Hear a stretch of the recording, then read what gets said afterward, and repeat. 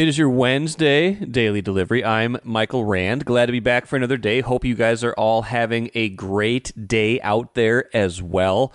Really good show coming up. Chip Scoggins from the Star Tribune joins me on a couple of subjects. Chip wrote about the Twins TV debacle ongoing, not on Comcast now, Xfinity for more than 2 months. No immediate relief in sight as the sides duke it out in court. This Comcast keeps the Twins off the air, off of Bally Sports North, taking that channel off the air in early May. Now it is early to mid-July. Not great for Twins fans. Chip vented his frustration in a column over the weekend. It is one of my, not favorite subjects, but one of my most talked about subjects. So Chip and I got into that. Also got into an interesting ranking we saw of teams who've never won a championship. Who's the most likely pro team to win a championship that has not won a championship yet? A team at the top caught my eye. So Chip and I will get into that as well. I've got a football thought and a baseball thought at the end of the show. Twins rained out, so nothing really to see there. First, though, what I miss? Let's start with the Lynx, who won again without Napheesa Collier, without their best player. She is out dealing with this aggravation of plantar fasciitis. Don't know exactly how long she will be out. It's kind of like it's like a mixed bag right now because they're not far away from their Olympic break. They're going to be off for, they're not going to have games for almost a month because of the Olympics, but they've got this big game coming up Sunday against the Indiana Fever and Caitlin Clark. They've got a couple more big ones before the break. And of course, Collier is supposed to play for Team USA in the Olympics. She's one of the best players in the league, one of the best players on the planet because she's one of the best players in the league. So I'm sure she is anxious to play in the Olympics, but I'm sure the Lynx are also anxious to have her healthy for the rest of the season. So I'll be interested to see how that kind of injury progress goes. But if she ends up missing the Olympics, it could be the kind of thing where she can get healthier quicker for the Lynx. We were wondering how this would impact the Lynx, of course, in the short term. So far, they seem to be handling this pretty well. Second straight win without Collier. Tuesday night in L.A., a pretty convincing kind of paint-by-numbers win for the Lynx. They go 82-67 over L.A. L.A. not a good team this season, but still a road win without your best player is always something that you are going to be happy about. Bridget Carlton, Kent Youngblood, who will join me, by the way, on Thursday's show to talk more WNBA, to talk more Lynx, to talk especially about the game against the Indiana Fever and Caitlin Clark coming up Sunday at Target Center. Bridget Carlton was tremendous again. 4 of 4 from three-point range, team high 16 points. I think 4 players scored in double figures as they kind of spread out the scoring wealth in the absence of Napheesa Collier. Carlton 4 for 4 on 3, 6 of 7 overall. The second time this year she's gone 4 of 4 from three-point range, both of those times in L.A. Something about shooting at that arena must really appeal to her, although I watched the highlight reel from the game. A couple of those threes wide open. Good ball movement by the Lynx, but also good readiness by Carlton, catching and shooting, ready when the ball comes her way. But really just showing off the depth of the Lynx right now with the way they've been able to, at least in the short term, withstand this injury to Collier, right? You don't want this to be a long-term thing. If you're talking about how far the Lynx could eventually go in the playoffs this year, you got to have Napheesa Collier back. I don't think this is a team that's deep enough or talented enough at the top end to beat the best teams in the league consistently without Collier. But holding down the fort right now, being able to win these games without her, they're 16-6 right now. Best team in the Western Conference, third overall in the league behind the Liberty and the Suns. Beginning of the year, by the way, the betting line, the over-under win total for the Lynx was 16.5 at the beginning of the year. They've already got 16, not even at the Olympic break yet. 16 wins. Next win could come this week. Next win will put them over that number. So you can tell where they are relative to at least external expectations right now. And again, the last 2 games, doing it without the injured Nafisa Collier. Got to get her back at some point. Got to get her back for the stretch run. We will see how serious the injury is, whether it keeps her out of Olympic action or not. But for now, the Lynx showing off their depth, showing how good they are, even without Nafisa Collier. Like I said, Kent Youngblood and I will talk about that more on Thursday's show. But for now, a good win for the Lynx. Good to see that they can withstand, at least in the short term, the absence of their best player. I'm Chris Hine, Timberwolves beat writer at the Star Tribune and the first 5-time guest in daily delivery history. Thank you for listening to this podcast. This work is made possible by our Star Tribune subscribers. For unlimited access to the articles mentioned in this podcast, our coverage of Minnesota sports from pros to preps, and even all of Rand's future blog posts about how the Timberwolves should trade for players they will never get, go to startribune.com/subscribe. Let's bring in Star Tribune's columnist Chip Scoggins today to talk couple things, Chip, 2 completely different things. One, you took up the torch. A lot of us have picked up the torch and passed it around and gotten into this on the subject of the Twins, the TV situation with them not being available on Comcast, on Bally Sports North, going on more than 2 months now. This is not an update. I wish this was an update. This is more of a status quo being the same thing. And I have to imagine that when this started, they were hopeful that, you had this mid-June date at one point where there was hopefully going to be the time where they figured out the proceedings for the bankruptcy for Diamond Sports and stuff like that. Like, are they going to be able to go through with the RSNs, or is this all going to fall apart? That got pushed back to late July, so that's kind of now the target. But that's still 3 weeks from now. Like, it's going to be, by that point, unless something happens, Chip, it will have been pretty much 3 months, half the summer, and nothing. We don't even know if anything's going to happen at that point. Half the summer that people with Comcast couldn't get the Twins in a year where they're looking pretty good. Yeah, and that's the kind of the genesis behind mine. It wasn't necessarily to give an update, but more to have my turn to express frustration at it. It's frustrating. It sort of hit me as like, it has been all along, because it's. I don't know about you, but like in our house, it's like the Twins are on. Like, whether you're watching them, intently, whether we're grilling out and you just have the game on in the background, or whether you flip by and it's flipping through the channels. Hey, I'll watch the Twins for a couple of things. Just to not have that, you kind of have that void. But also, it sort of hit me more like they were on that long West Coast trip, and it was 10 days, 9 games. And even when they're home, you're not watching on TV. But really, when they're out on the West Coast and they came back, and I'm in there, I'm like, I just feel so disconnected from this team right now. And it's a good team. It's a entertaining team. And, I think they're going to be a playoff team. And at this point, just not have that opportunity. And you think about it, it's like, you got Miranda with this historic streak, and Royce Lewis, when he was healthy, was going crazy. And Carlos Correa is one of the best players in Major League Baseball. You have all these compelling Brooks Lee now. Yeah. Brooks Lee coming up.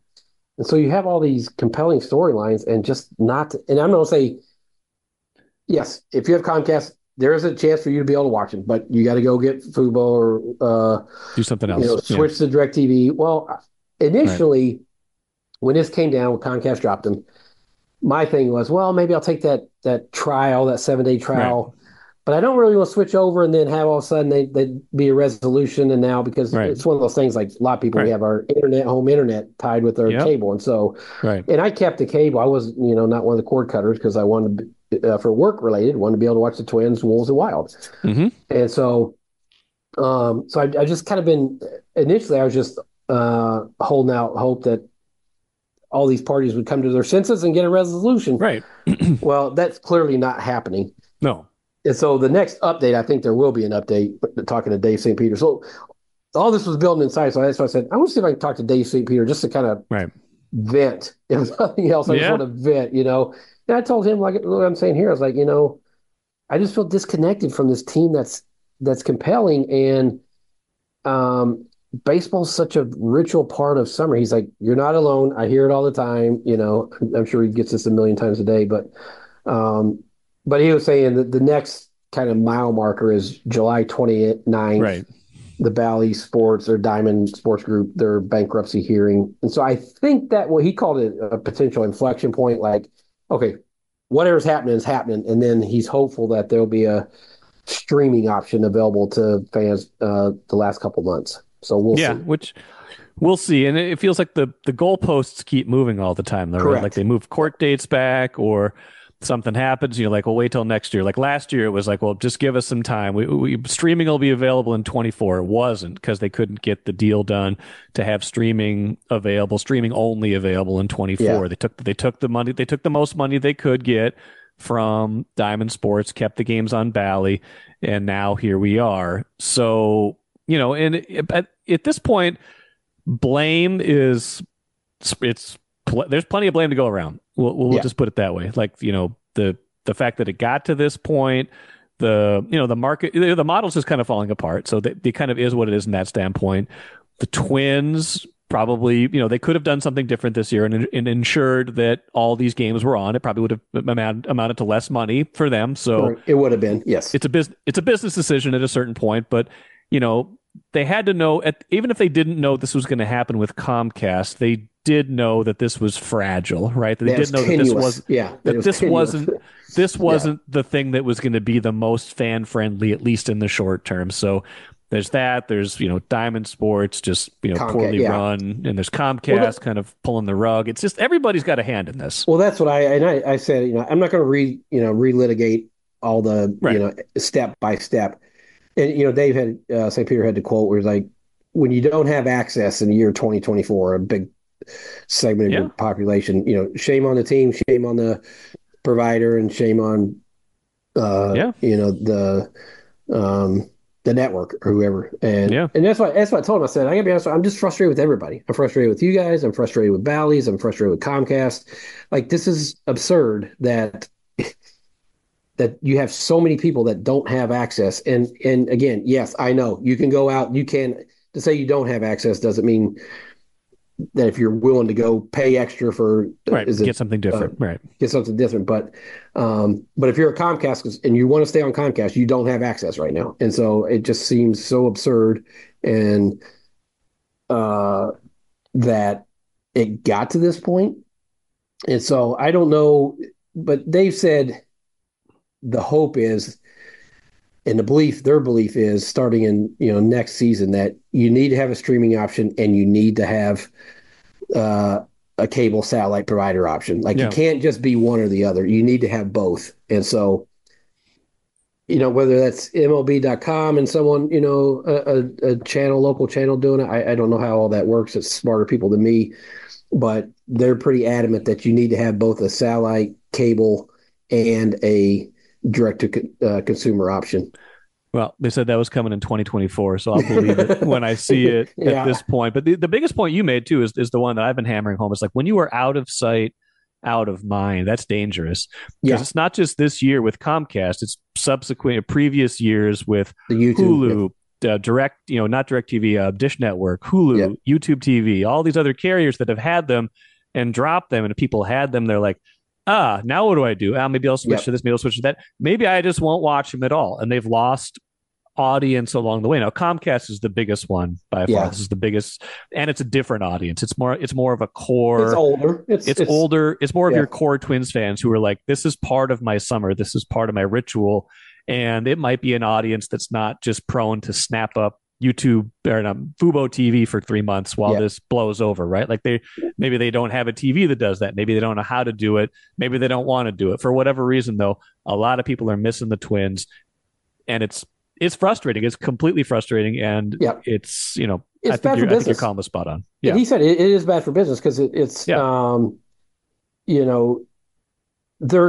attendance is down now. That can be a lot of factors. That can be weather. That can be, I know July starts, their attendance starts to pick up in July once school's out, completely out. It could be ticket giveaway stuff, those things. But anyone that thinks this situation with Comcast has not had an impact on their bottom lines in terms of attendance is, you're being naive. And Dave would even say that. He said, and he's right. It's like, it's really hurting their fan engagement.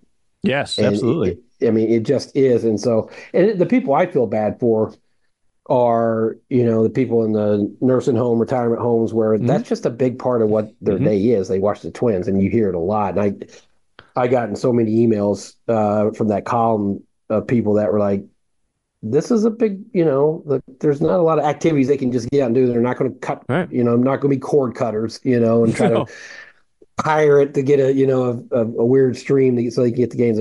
That's just not feasible. And so I feel bad for people, that really, and it's probably affected, the people that live in greater Minnesota, that is just, they're not just going to hop in the car on a whim and go watch the Twins play, but it's part of their, their connection to the team to be able to watch them every day and say, hey, let's go watch them. And so, and the other thing is, like, I keep hammering home this point. It's like, Mike, this is a fun team to watch. Yes. Like, that's Miranda. It. That's the fun, for a while, it was like, no great loss. Like, maybe this is a good year for them to not be on so much when they started 7-13 and they kept having these like 7-game losing streaks. But they're good now. They're good. This is a good team with a lot of interesting ideas. Like I wrote about them for Tuesday. I was like, think about a future infield of Royce Lewis at third base, Carlos Correa at short, Brooks Lee at second, and Jose Miranda at first. Like under team control or signed through like 2028. Like you can pencil that in if everybody's healthy for like 4.5 years. Like that's a really good lineup if everyone's healthy and hitting. That's a team you want to go watch. Yes, or watch on TV, which you can't. Watch on TV, which you can't on Comcast right now. That is a team you're going to tune into on a nightly basis just to see what these young guys are doing. So it's and I will say the Twins are responsible for whatever their part is, if you want to divvy up percentages. But I can tell you, talking to team employees and higher ups, they're very frustrated with everything right now. They know they need a resolution quick because this is an opportunity. They know this is a good team, and they're trying to sell tickets too. And there is a direct correlation between access and people feeling the emotional connection to go watch and play in person and spending their money. We'll see what ends up happening. By the way, I want to go to the senior center or nursing home where someone is rigging up an illegal stream, whether it's like a tech savvy older person or like someone's grandson, granddaughter. I want to go to the place where they've got it rigged up to watch some like pirated thing through. I could write that column. I would love to write that. Yeah, we can write that for sure. Like, over at so-and-so place, they won't tell us how they're getting it, but they're getting the Twins game. So they can't think they're not at liberty. The name of it. Not at liberty to discuss. Yeah, in a secret place in we'll blur undisclosed suburb. Right. Blur out everybody's faces. I would love to write that story where they're just like, we don't have a problem. We're watching the Twins just fine. I don't know what anybody else's problem is. We got it here on our TV. Okay, the other thing I want to engage you on, something completely unrelated. My friend Anthony sent me this. Anthony Downs sent me this. Something from All Sports Culture. This is on Instagram. So like this is, they're making up lists. Everybody is like, we're not hungry for content right now. We're starving for content. We're Tim Brewster right now. We're not hungry. We're starving. It's like mid-July. Nothing's happening right now. But I found this interesting. He sent me this thing, and it was ranking how likely franchises are to win their first ring, win their first championships. This is like, I'm looking at the list. I'm guessing this is what we typically think of as the 4 men's major pro franchises. And I'm sorry for Minnesota United fans, I'm sorry for Minnesota Lynx fans. The MLS and WNBA do not appear to be included in this ranking. So we're looking at like 36 teams, 36 franchises out of these 4 leagues, NBA, NHL, MLB, NFL, that haven't won a championship before. And obviously, hey, Minnesota's got 3 of those. By the way, Timberwolves, Wild, Vikings never won a championship. You might have heard that. You might have heard the Vikings have never won a Super Bowl. That's some people have talked about that from time to time. Yeah. But caught my eye, Chip, because of the 3 teams on here that are Minnesota teams. Spoiler alert, Timberwolves, number 1 in their rankings. We'll get to the other 2 teams in a minute. Number 1 in their rankings of teams most likely to win their first ring soon. Your thoughts on that? Yeah. Before we get started, tell me who number 2 is. Houston Texans. Okay. Kind of like that. Yeah. Houston Texans, Buffalo Bills, Cincinnati Bengals, Vancouver Canucks, Detroit Lions. So a lot of NFL teams that are there. Teams that have been in the playoffs, kind of been on the cusp. Bengals have been to the Super Bowl recently, and teams that are right there. Yeah, Texans. Have a young quarterback. I think they're whether they're Wolves are 1, 2, or 3, but they're obviously a hot team right now because of you're in the Final Four, right? Yeah. And you have one of the most dynamic young players in the NBA who's only going to get better. That makes a lot of sense to me. And if I was going to rank our 3 teams in this market, they clearly would be number 1, obviously, because of all those factors. And so, I think it just speaks to which. Think about the perception nationally of the Wolves in a span of 18 months. Well, have they it's a lot of narrative to change, but have they changed the narrative now? Yes, it can still go back, but right now, it has changed a lot. The way people think about them locally and nationally is completely different than it was 12 months ago. Remember last year I was like, is it really a bad idea if Tim Connolly leaves for the Washington job? They've been coming off that Gobert season and it just wasn't good. Well, how long ago would you say they were considered a laughingstock and a dysfunction and a team that would never win a championship because there was something goofy would happen? Now you think this team has smart leadership. It's smart construction. Anthony Edwards is going to be a superstar. He's already in that realm. Yes. So much of it too, I think, is Tim Connolly. I just think the what he has brought in terms of this track record and also professionalism in building a roster, you just feel like they're in good hands. Like he knows what he's doing. Whether it leads to a championship or not, we'll see. But they have a plan, and the plan makes sense right now. And so I think it is amazing how much differently you feel about them right now than a year ago. I like that they're not afraid to think differently or be like a half step ahead, right? Like the Gobert trade, everyone's like, how are you going to play 2 big guys together? You got Nas Reed. What are you going to do? Included. Yeah, I did. I was like, I like the idea of the trade on paper. I was like, I don't care what they gave up. That didn't seem preposterous to me, except for the fact that now you can't do that trade again for somebody else. Like you've given up enough capital that you just by rules of the NBA, you can't make another trade like that. So you're kind of like, this was your big move. This is your all in. Yeah. They've made it work, in part because Chris Finch can make it work. He can take his identity as an offensive coach and say, well, actually, what we're really good at is defense. Let's be an average offensive team and try to get better, but let's build around defense. So he does that, and it's got some growing pains, but obviously bears fruit this last year. But then what he did in the draft a couple weeks ago with, 2031 pick, maybe that's going to come back to haunt them in 7 years. I don't care at this point. Yeah. But understanding your only chance to get better right now with this second apron and how the new CBA is affecting you. Like if you want to add some key rotation pieces right now, your best chance is through the draft because that's not you can still add those guys right now. So you go get Dillingham, you go get Terrence Shannon Jr., guys who could possibly be helpful next year, but certainly helpful 2 or 3 years from now when you have to let some of these other guys go. So the fact that he's thinking that way already, and now teams are probably like, that's kind of a smart idea. Maybe we should do that next year when the Timberwolves were the team that did it first. Yeah, I think there'll be some copycat realizing because of these new rules with the CBA and the second apron, how punitive those are. Like, you know what? Get young talent and make your team better there and kind of mortgage the future a little bit if you have to. But I think I asked Conley the night of the draft, I said, because, you look at what their luxury tax bill by doing that Dillingham, I forgot who it was from ESPN, their cap guru. Bobby Marks, like 84 million. Like 50 million jump, right? It wasn't that much of a jump, but it was a jump. It was like 28 million or something, but it was a big jump. Yeah. I was like, it takes somebody signing off on you doing it. And we don't know who that is exactly. Yeah, we don't know who it was, but somebody said yes. Someone's writing a check. That's Someone's right. writing a check. And he said, and I love the quote, and this thing should be plastered all over town and at Yeah. the front of every all pro sports organizations here. He said, "We're at the big table. Don't get scared now." And it's Yeah. like I love that I do mindset. too. Like if you're a fan of any of these teams, that's all you can hope for.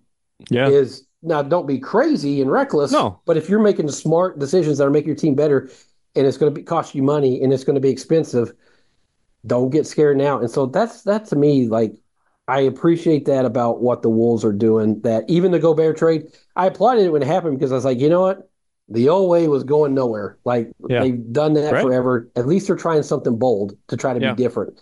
Now when it started clunky, that's when I was, the No, armchair well, we all quarterback, did. and it's like, I don't know about this, Right. but give them credit for having a vision and the guts to go do it. And so, yeah, there's a lot of good vibes about the Wolves right now. Yes. Obviously, the disappointment was the way it ended was disappointing, but Right. as you step back and you look at it, you're like, you know what? They're in pretty good shape moving They forward. are. Like this is set up to be sustainable.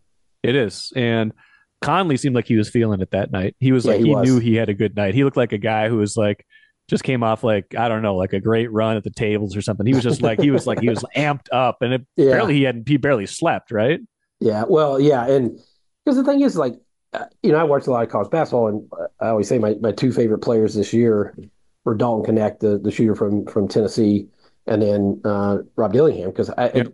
Dillingham is such a dynamic talent. He's so fast, explosive, creative, shot maker.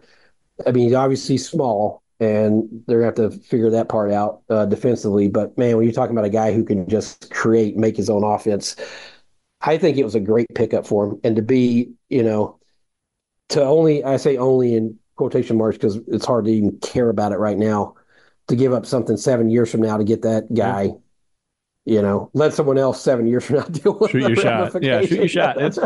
Well, and like when else are you going to get a top 10?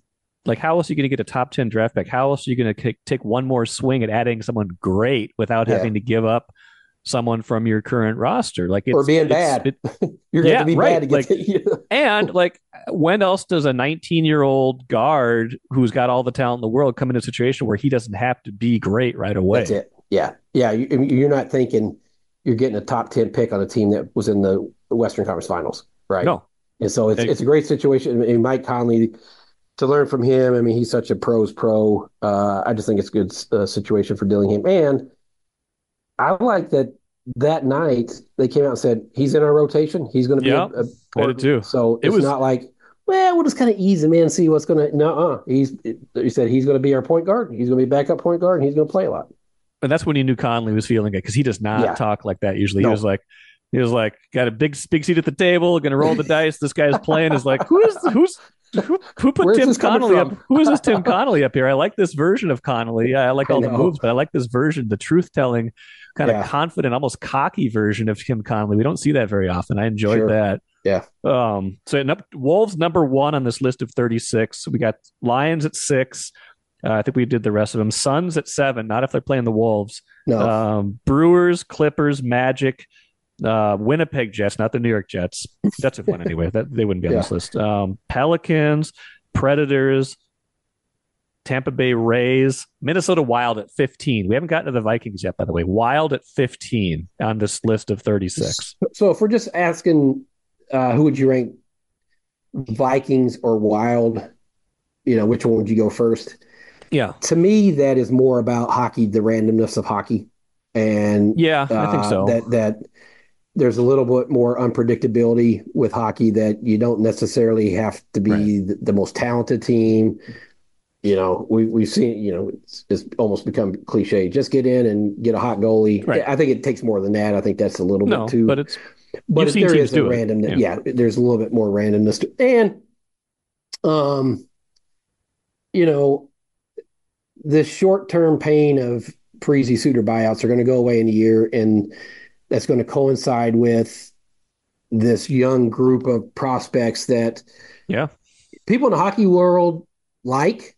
Yeah. I'm not going to sit here At and various points, they've been pretend. like number one in the prospect rankings. Yeah, I won't Before. sit here and pretend to be an expert on their farm system and compared to others, but I trust the people that are, and Yeah. they rank it favorably with everyone else, and so uh, you're going to have a superstar in Krill, and Yeah. Krill is what, 26, Yeah. so 25, 26. yeah. He's going to need an extension pretty soon. That's going to eat up some of Well, that cap. But yeah. and I was just talking to Sarah McClellan, our beat writer, and it's like, and I wrote this right after the season. I had talked to Billy Guerin at the end of uh, the year This thing. season? It's like, Yeah. yeah, because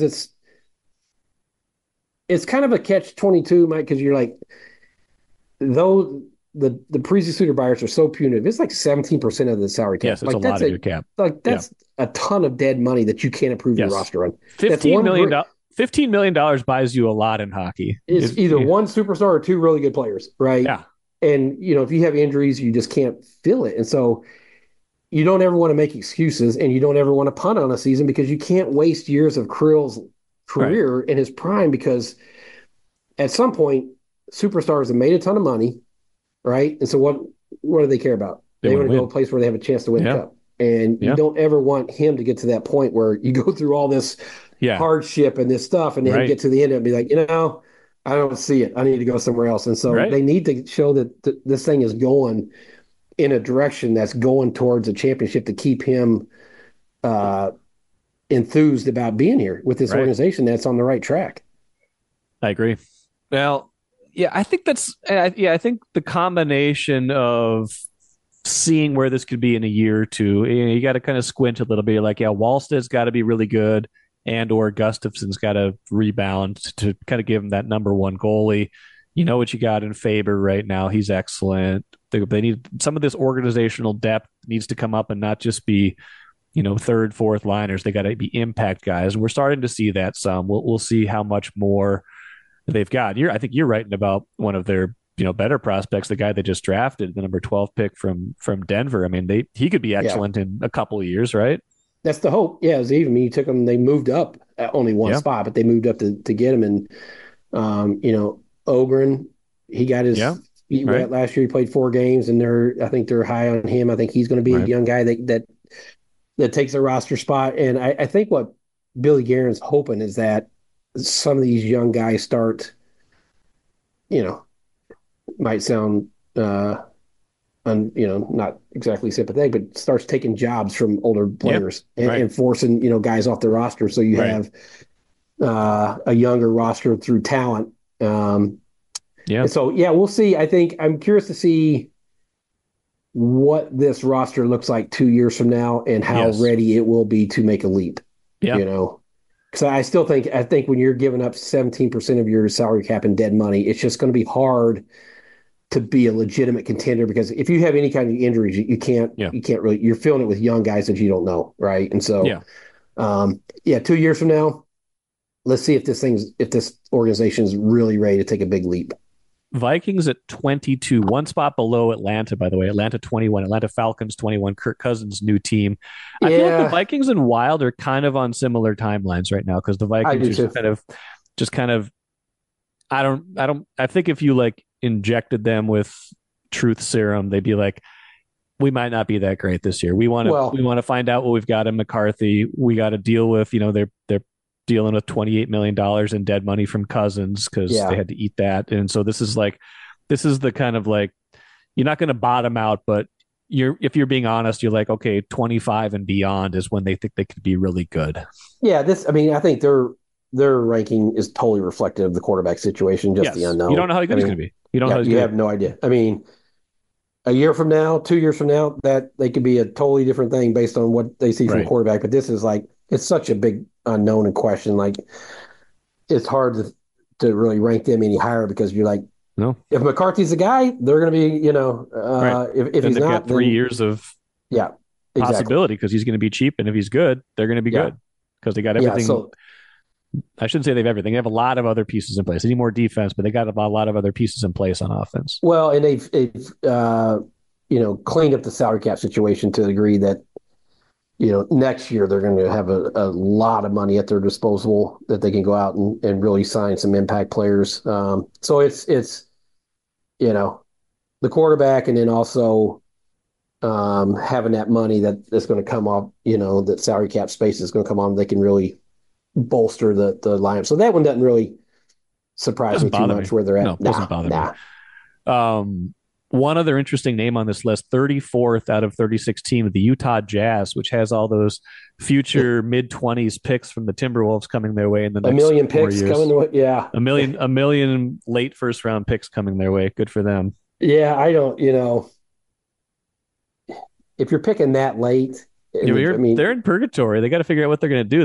They're just good enough to flirt with the 10 seed for a bunch of times. Like, was that where you want to be as a franchise? I don't think so. So that's exactly. I know. It's like people fall in love with so much with draft picks, and you look at them and you're like, well, look where you're drafting, and I'm not saying you can't hit in those areas, but the odds decrease, and so that would be a tough situation trying to figure out how to get out of the level that they're at right now. Not all first round picks are created equal. I don't think that first round pick they're getting from the Wolves next year is going to be very high. I do think the 2031 pick that the Spurs does have the potential to bite the Wolves, and they have that pick swap in 2032. So 2030. I mean, so those could hurt them. Again, we don't care about that right now, but something that bears watching at the beginning of the next decade, and we'll see where this list looks like. Me and you'll be on a beach somewhere. Not yet, but maybe one of these teams will have won a championship by that point. We'll see. That's true. Yeah, we'll see which one it is. Maybe all three will win. Maybe we'll become the new Boston.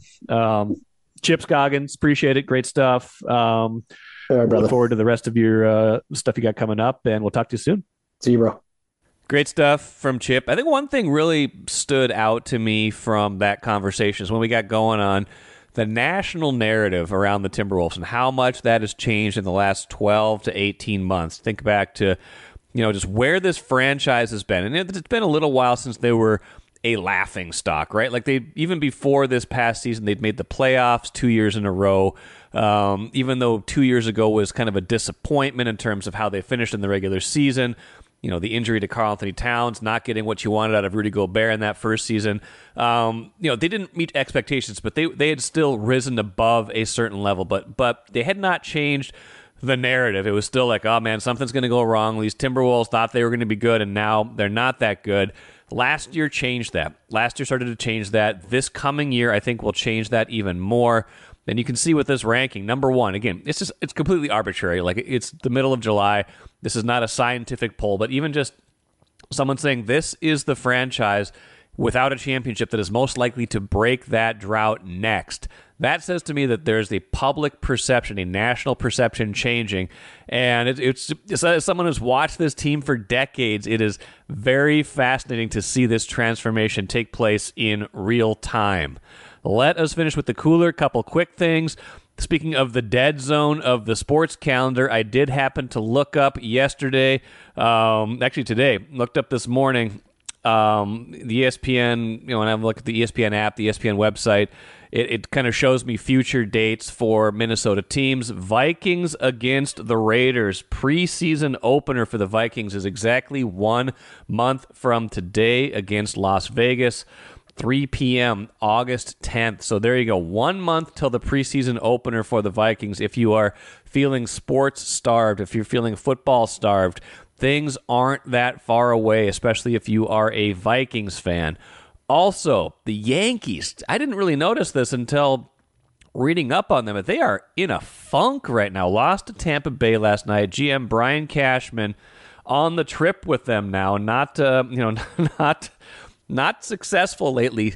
6-17 in their last 23 games. Now, it tells you how good they were to start the year, that they're still 55-38 even after a 6-17 slide. Tells you how good they had been. But yeah, in a major funk right now. So if you were feeling the need for a little schadenfreude, a little joy at the expense of others, Yankees 6-17 in their last 23 games after looking nearly invincible at the start of the season. That will do it for me today. Like I said, Kent Youngblood, tomorrow's show, talking Lynx, talking WNBA, talking Caitlin Clark, plenty of other stuff as well. Sounds like the Twins will have a doubleheader today. Until then, I am Michael Rand, back at it again tomorrow.